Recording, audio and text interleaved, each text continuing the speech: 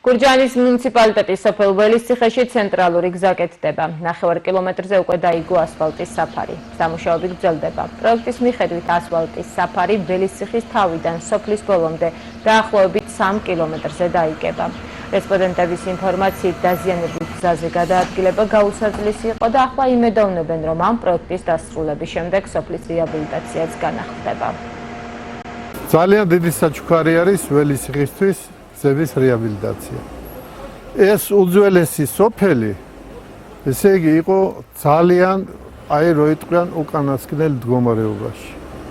ყველას ეზარებოდა სტუმარსაც და ყველასაც გადაადგილება.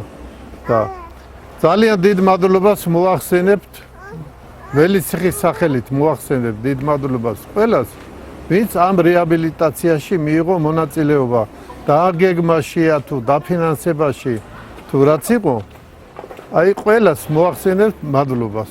ეს არის დიდი საჩუქარი ველისციხისთვის. ხალხს იმედი ჰქონდა გაცურვებული ყველაფერზე, აბსოლუტურად რომ დაინგრა სახლები, მithom უნდა გარემონტებულიყო თეატრი, რაც დაემგვანა, მარტო გზები არა, კაც შენობებიც თვითონ რაც დაემგვანა გაძარცული.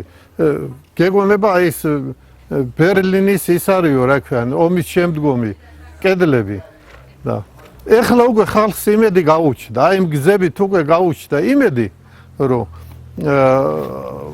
ამ სახლებსაც მიხედავენ და ნამდვილად ეს ჩვენი ისტორიული სოფელი აღსდგება.